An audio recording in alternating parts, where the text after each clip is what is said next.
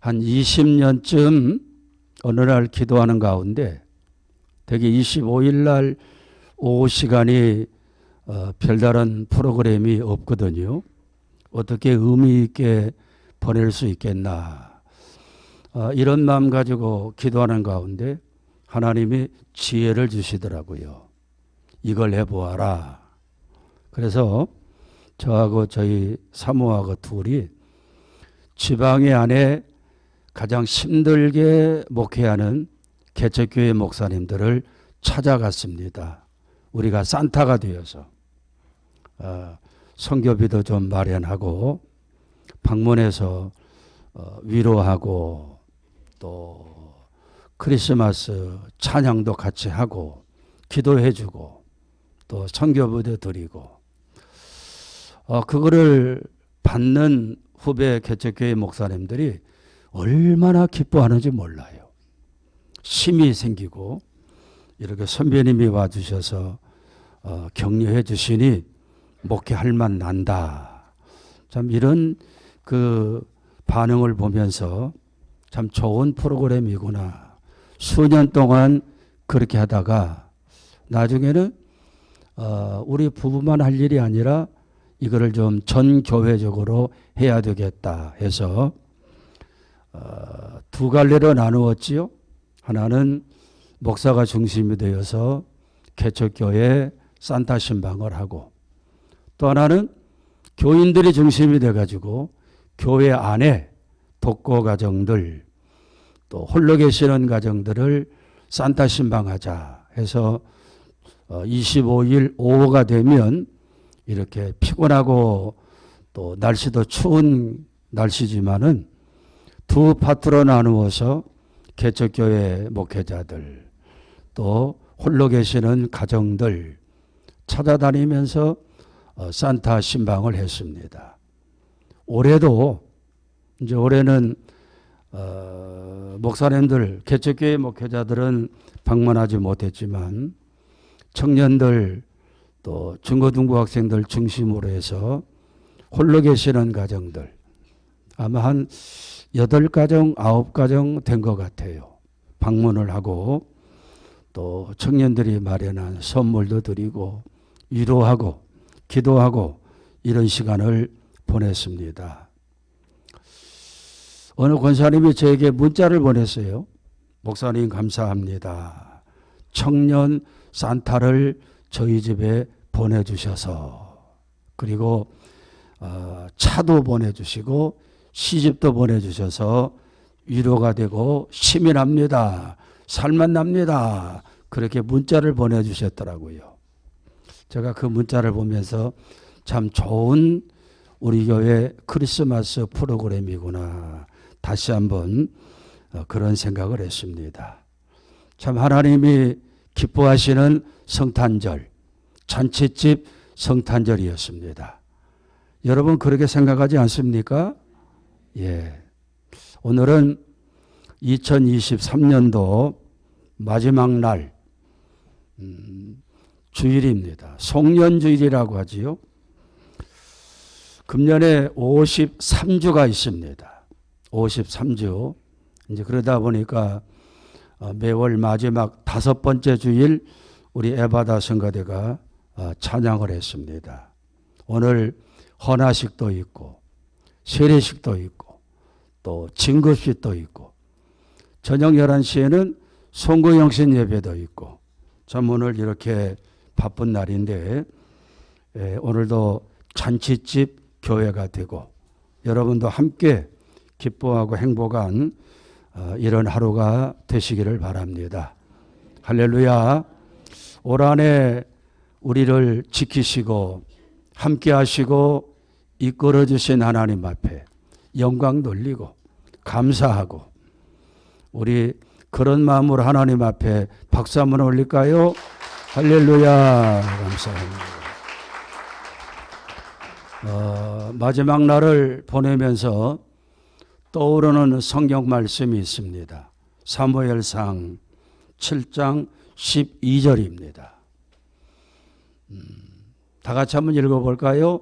시작.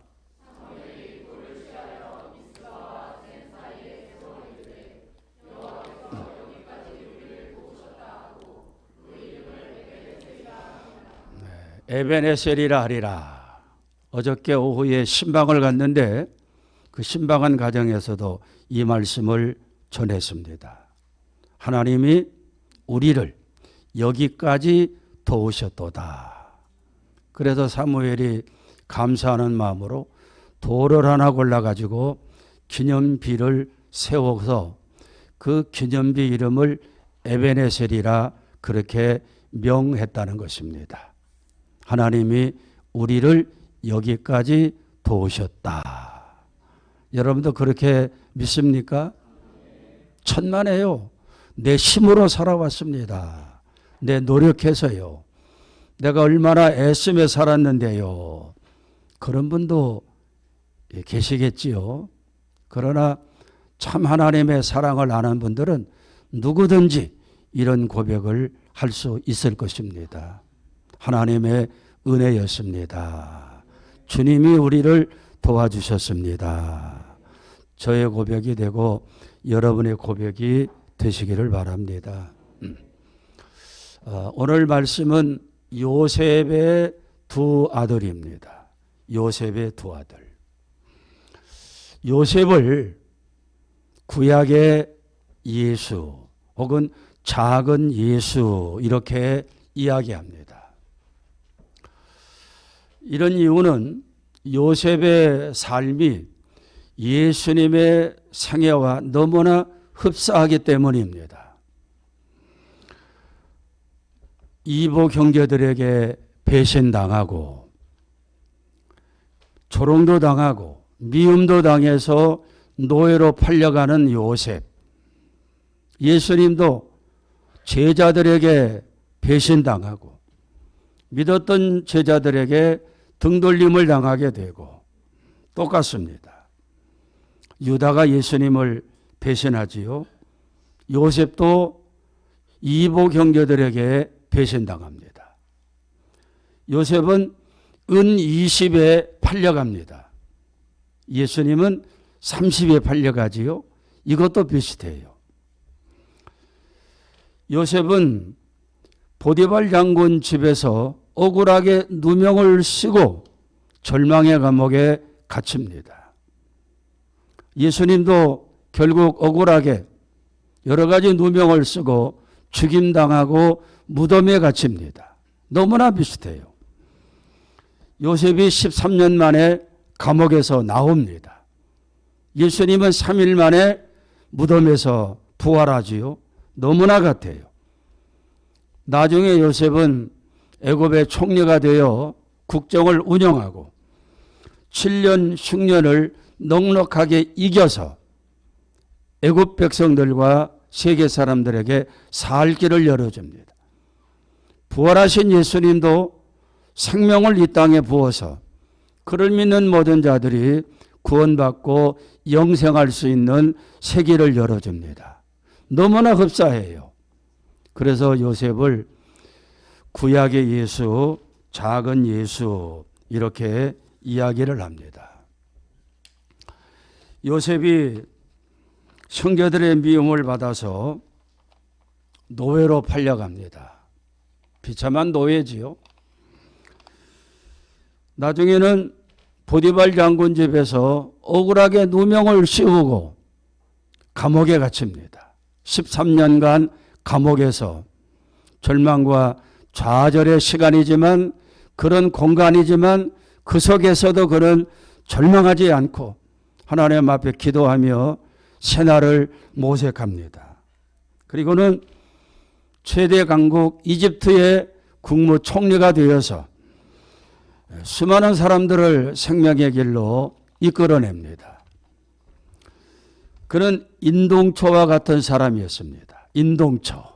한 맺힌 세월을 미움과 원망으로 보내지 않고 오히려 그 세월을 하나님과 깊은 교제의 시간으로 삼고 남다른 영성과 그리고 창의적인 생각으로 새날을 열어갔던 요셉. 우리 모두가 배워야 될 그런 요셉이지요. 이런 요셉이 좋은 시절을 만나 결혼을 하고 두 아들을 낳습니다. 첫째 아들을 낳는데 총리가 되어진 이 요셉이 첫째 아들의 이름을 므낫세라고 이야기합니다. 한번 따라합시다. 므낫세. 두 번째 아들을 낳습니다. 두 번째 아들을 에브라임. 한번 따라합시다. 에브라임. 이 두 이름이 오늘 송년주일을 지내는 오늘 우리에게 큰 영적인 교훈을 주고 있는 것입니다. 첫 아들이 누구라고요? 므낫세. 므낫세. 므낫세는 잊어버린다. 잊어버린다. 잊어버린다. 지난날 자기가 겪었던 아픔, 상처, 고난을 다 잊어버리겠다. 과거를 청산하자는 것입니다. 과거를 청산하는데 따지고 말무름하고 네가 정말 그랬어? 이런 식으로 따지고 잊어버리는 것이 아니라 용서하고 그리고 청산한다는 것입니다. 둘째 아들의 이름을 뭐라고 했다고요? 에브라임. 에브라임은 부흥, 번성, 또 창성 이런 뜻이 있습니다. 미래를 바라보며 가겠다는 것입니다. 내일을 바라보며 살겠다는 것입니다. 우리가 말하는 부흥의 파도를 타고 부흥을 일으키면서 새로운 미래를 향해서 가겠다는 것입니다. 참 결단성 있는 지혜로운 자식 이름입니다. 므낫세를 낳고 지난 세월을 잊어버려야 되겠다. 두 번째 아들 에브라임을 낳으면서 이제는 앞만 보고 나가겠다. 부흥을 바라보며 번성하겠다. 두 아들의 이름을 연결하면 더 의미가 있습니다. 므낫세. 지난날 시련, 아픔, 고난을 다 정리하겠다. 이제는 생각지도 안 하겠다. 그리고 이제부터는 에브라임 하겠다. 미래를 향해서, 부흥을 향해서 나가겠다. 얼마나 의미 있는 이름들입니까? 사랑하는 여러분, 이제 한 해를 마감하고 또 다른 새해를 준비하는 중요한 공간의 시간에 우리가 지금 서 있습니다. 우리도 므낫세 해야 되지 않겠습니까? 그리고 에브라임을 해야 되는 그런 스타트에 서 있는 것입니다. 오늘 이런 결단이 우리에게 말씀 가운데 있기를 축복합니다. 51절 말씀을 다시 한번 우리가 읽어봅니다. 51절 시작.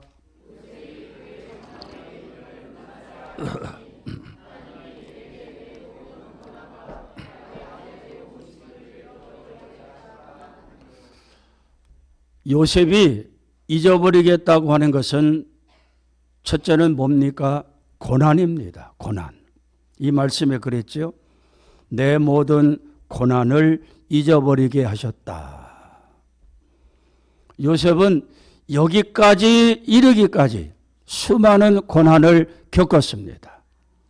형들에게, 이보 형제들에게 미움받고 따돌림 당하고 배신당하고 노예로 팔려갑니다. 은 20에. 얼마나 아우성을 치고 사정을 했겠습니까? 형들 제발 살려주세요. 노예로 팔지 마세요. 더 잘하겠습니다. 그래도 형들은 들은 척도 안 하고 노예 상의를 불러가지고 요셉을 팔아버립니다. 노예로 끌려가는 동안 얼마나 참 기가 막힌 시간들입니까? 그리고 애굽의 보디발 장군 집에서 노예살이가 시작이 됩니다. 하나님께 고난의 시간에도 기도의 줄을 놓지 않고 그리고 남다른 성실함으로 노예 생활을 잘 감당하니까 보디발 장군에게 인정받아서 가정의 총무가 되지요. 그런데 그 아내가 젊은 요셉에게 눈독을 들이고 동침하자고 눈짓을 하고 요구를 합니다. 그러나 요셉은 단호하게 거절을 합니다. 무안해진 이 보디발의 아내가 오히려 요셉에게 누명을 씌웁니다. 저놈이 나를 겁탈하려고 했다. 결국 그것 때문에 감옥에 갇히는데 절망의 감옥. 나올 날이 기약이 없는 절망의 감옥입니다. 13년을 그 감옥에서 지냅니다. 그것을 다 잊어버리겠다. 다 지워버리겠다. 마음속에서 털어내겠다. 사랑하는 여러분, 올 한 해 여러분 어떻게 보냈습니까? 뭐 어영부영 하다 보니까 한 해가 다 갔네? 그런 분도 계실 거예요. 그러나 연초에 뚜렷한 삶의 목적을 가지고 달려온 분들은 남다른 보람도 있을 것이고, 그것이 이루어지지 않으므로 쓰라린 시간을 연말에 보내는 분도 있었을 것입니다. 쉽지 않은 세월이었죠. 많은 시련도 있었고 고난도 있었고 상처도 있었고, 자식들이 우리를 속삭이기도 하고, 믿고 사랑했던 가족이 마음을 아프게 하고, 친구가 이웃이 배신을 하기도 하고, 없는 말을 지어서 억울하게 하기도 하고, 손해보기도 하고, 조롱당하기도 하고, 그런 가운데 우리 교회는 부흥의 파도를 타고 교회가 성장하고 있습니다. 저는 지난 11월 1일 날 이름도 생소한 길방발해, 이 질병 증후군에 걸려서 암담한 시간을 보냈습니다. 뭐 길어야 짧아야 6개월, 길면 1년 이상 병원 신세를 져야 될 것이다. 그런 소리를 듣고 12월 5일 날 그런 소리를 들었지요. 그런데 이렇게 오늘 두 번째 설교 자리에 섰습니다. 이 자체가 기적이에요. 지난 화요일 날 저를 관리해주는 주치의 이정표 교수를 만났습니다. 5년 동안 저의 신장 문제 때문에 그분을 2개월에 한 번, 3개월에 한 번씩 만납니다. 제가 병원에 입원해 있는 동안에도 과가 다른데도 불구하고 길방발해 증후군으로 입원했다는 말을 듣고 제 병실에 왔어요. 목사님 괜찮습니까? 그분이 교회 집사입니다. 그분을 지난 화요일에 진료 가서 만났더니 그분이 그래요. 길방발해에서 이렇게 빨리 회복된 것이 기적이지요. 그래요. 어저께인가요? 어느 권사님이 전화를 했어요. 이 앞에 있는 푸른 정형외과 가가지고, 그분도 교회 집사님이라고 하지요. 우리 교회 이야기를 했대요.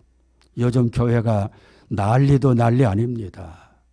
제 얘기를 했답니다.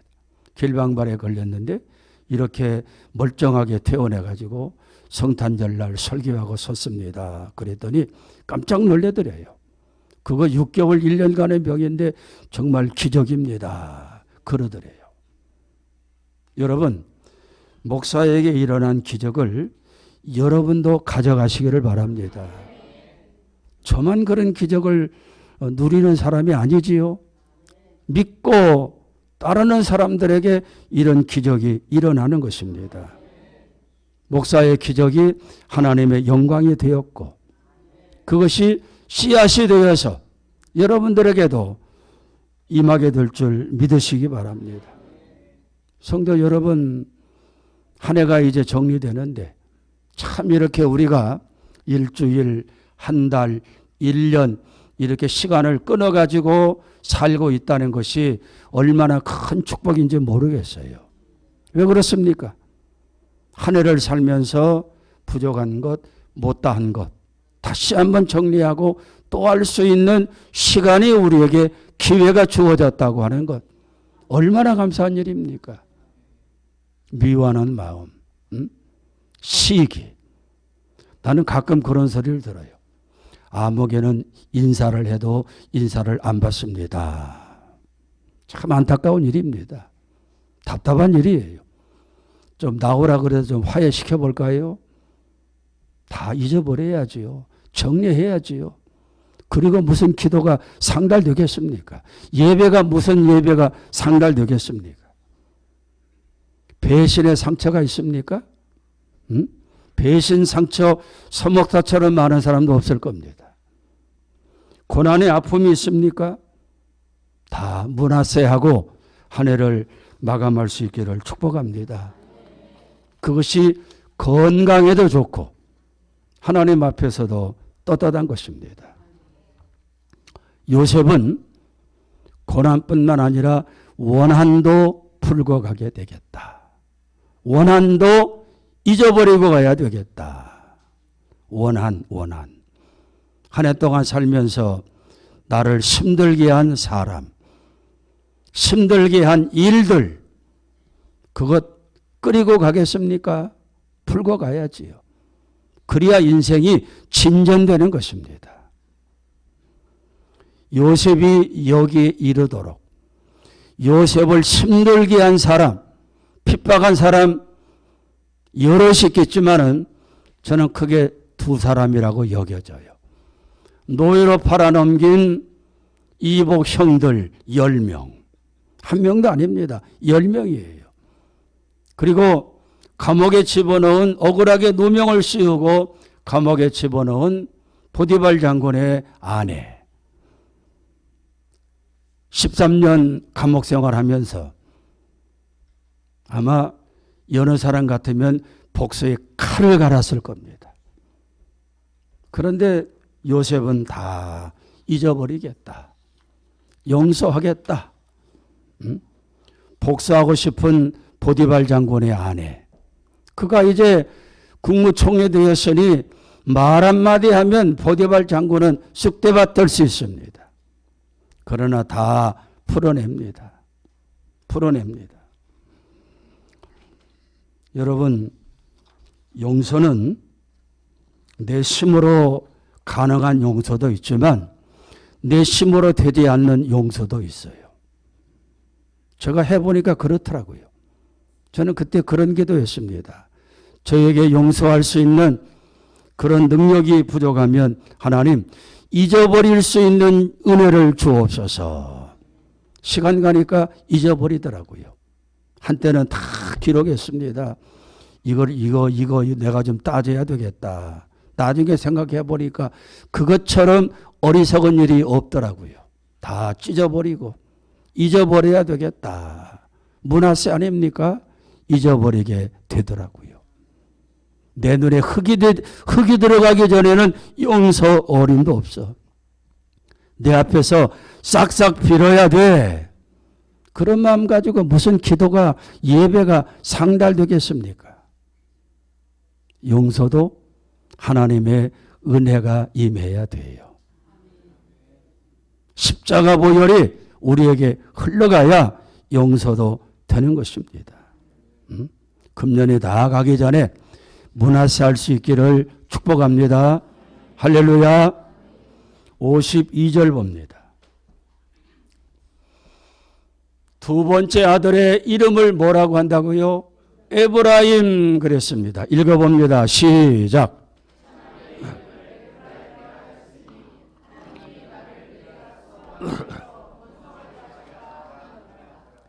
나나주에 보니까 에브라임을 뭐라고 말합니까?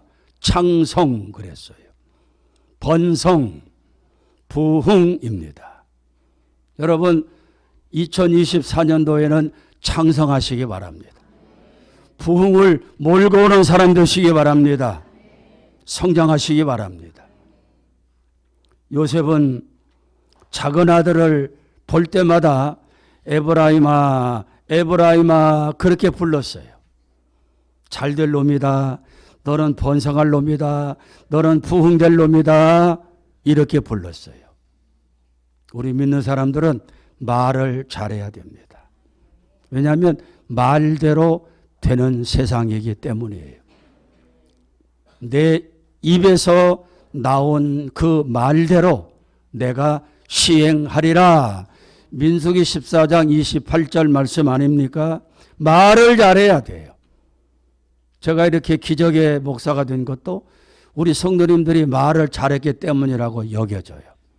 기적의 목사님, 축복의 목사님, 뭐 메시지를 보내도 뭐를 해도 그대로 되어진 것 같습니다. 여러분 말대로 새해에는 에브라임의 역사가 일어나기를 주의 이름으로 축복합니다. 할렐루야. 그런데 이 말씀을 가만히 보면 52절 다시 한번 띄워봅니다. 우리가 성경을 읽어도 깊게 읽어야 돼요. 때로는 단어 하나하나에 숨어있는 뜻을 이해하면서 성경을 봐야 됩니다. 다시 한번 읽어봅니다. 시작.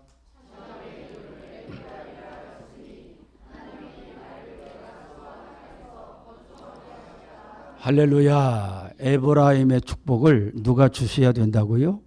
하나님이 주셔야 되는 거예요. 내가 애쓴다고 되는 거 아닙니다. 하나님이 주셔야 에브라임이 있는 것입니다. 십자가의 플러스 아닙니까? 저게 내 수고, 내 노력 더하기 하나님의 은혜. 예수 믿는 사람 중에서 가장 미련한 사람이 누군지 아십니까? 주님 앞에 나와 있으면서도 자기 노력으로, 자기 계획으로, 자기 꾀로 세상을 살려는 사람. 나는 가장 불쌍한 사람이라고 여겨져요. 자기 수고, 자기 노력 더하기 하나님의 능력, 하나님의 은혜. 얼마나 그 인생이 창대하겠습니까? 에브라임의 축복도 하나님이 주셔야 돼요. 하나님이 번성하게 하리라. 하나님이 고쳐주리라. 하나님이 부흥케 하리라. 하나님이 하셔야 되는 것입니다.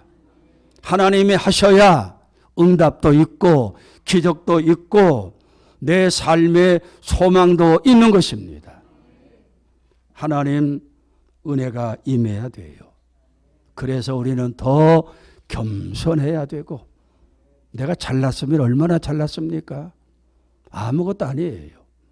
배웠으면 얼마나 배우고, 교회 오래 다녔으니까 내가 뭐 한다고 천만에요.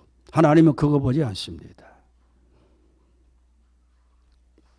제가 그 전에 이식 수술할 때 5년 전에 깨달은 것이 있었습니다. 하나님, 저요 할 만큼 했습니다. 최선을 다했어요. 맨손으로 교회도 이만큼 일구고요. 해외 4군데 교회 세우고요. 제가 강의실에서 저를 통해서 나간 목회자들이 한 1000명 이상은 됩니다. 이만큼 했어요. 부흥에도 수십 군데 다녔어요. 깊이 기도하면서 깨달은 것이 있습니다. 하나님이 보시는 것은 얼마나 사랑했느냐, 얼마나 사명을 감당했느냐. 왜 아멘 안 씁니까? 하나님이 우리를 보시는 것은 얼마나 사랑했느냐, 얼마나 사명 감당했느냐, 얼마나 말씀대로 살았느냐, 이거 보시더라니까요.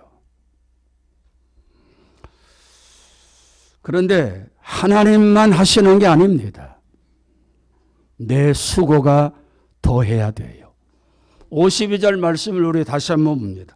이런 말씀은 성경에 밑줄 쫙 치면서 반복해 읽는 겁니다. 거기 뭐라고 말합니까? 하나님이 에브라임하게 하시지만 내가 수고한 땅에서 번성하게 하신다. 할렐루야. 내 수고가 있어야 돼요. 내 노력이 있어야 돼요. 나의 애씀이 있어야 됩니다. 그래서 공식이 나와요. 하나님의 은혜 더하기 나의 수고. 그저 기도만 한다고 되는 거 아닙니다. 불쌍히 여겨달라고 수백 번 수천 번 이야기해도 나의 수고가 나의 노력이 따라가야 돼요. 말씀대로 살려고 하는 나의 수고, 나를 쳐서 말씀에 복종시키려고 하는 나의 노력, 이게 더해져야 역사가 일어나는 것입니다. 하나님은 스스로 돕는 자를 돕는 것입니다. 게으른 자를 하나님은 별로 좋아하지 않아요. 게으른 자, 하루 놀고 하루 쉬고 미래를 향해서 에브라임의 축복을 향해서 오늘도 달려가고 내일도 달려가고 일하기 싫거든 먹지도 말라고 그랬나요? 주의를 지켜도 엿새 동안 힘써 일하고 주의를 지키는 것입니다. 출애굽기 20장 8절과 9절에 나오는 말씀이지요. 사랑하는 여러분, 내년에는 우리가 조금 더 노력했으면 좋겠다 여겨집니다. 한 해가 갔다는 것은 그만큼 내 시간이 짧아졌다는 것입니다. 기도를 해도 조금 더 하고, 지난 금요일 날 우리 사모가 금요 기도회를 한 달 만에 처음 나왔습니다. 기도회 갔다 와서 나한테 그래요. 심각하게. 당신이 기적의 사람이 된 것은 괜히 된 게 아닌 것 같다. 오늘 저녁 기도회 하는 모습을 보고 깜짝 놀랐다는 것입니다. 그 기도 소리가 당신을 이렇게 세웠다. 한 46명 나왔는데 기도가 얼마나 뜨거운지 깜짝 놀랐다는 겁니다. 그런 자리를 놓치지 마세요. 기도도 조금 더 하고, 한 걸음씩 하나님 앞에 조금 더 나가고, 감사도 조금 더 하고, 11조도 좀 더 하고. 어느 분이 그래요. 11조 강단에서 기도할 때마다 늘 하나님 앞에 죄송스러웠대요. 부끄러웠대요. 11조 드리고 나니까 그런 감정이 싹 없어지더라는 것입니다. 내년에는 그런 생활 11조 회복해야 되지 않겠습니까? 내년에는 예배 지각하지 말고. 왜 지각합니까? 왜 왔다 갔다 합니까? 하나님 앞에 있는 시간인데. 내년에는 조금 더 친절하고 감사하고 칭찬도 조금 더 하고, 내년에는 조금씩 더 우리 교회 참 좋은 교회입니다. 다른 교회가 흉내낼 수 없는 좋은 프로그램, 좋은 문화가 정착되어 있습니다. 내년에 우리 교회 표어가 뭔지 아십니까? 눈치챈 분들은 눈치챘을 것 같은데 부착되어 있잖아요. 따라합시다. 부흥을 몰고 오는 사람들. 할렐루야. 가정에도, 여러분 개인에도, 교회 안에서도 부흥을 몰고 오는 사람들, 에브라임을 몰고 다니는 사람들. 우리 옆 사람에게 한번 알려줄래요? 부흥을 몰고 오는 사람들 됩시다. 기가 막힌 표어지요? 오랫동안 기도하면서 하나님이 주신 표어입니다. 여러분, 한 해 동안 수고 많이 했습니다. 하나님이 나의 수고한 땅에서 번성하게 하시는 에브라임의 축복이 임하기를 바랍니다. 따라합시다. 므낫세하고, 다시 므낫세하고 에브라임 하자. 말씀 붙들고 기도하겠습니다.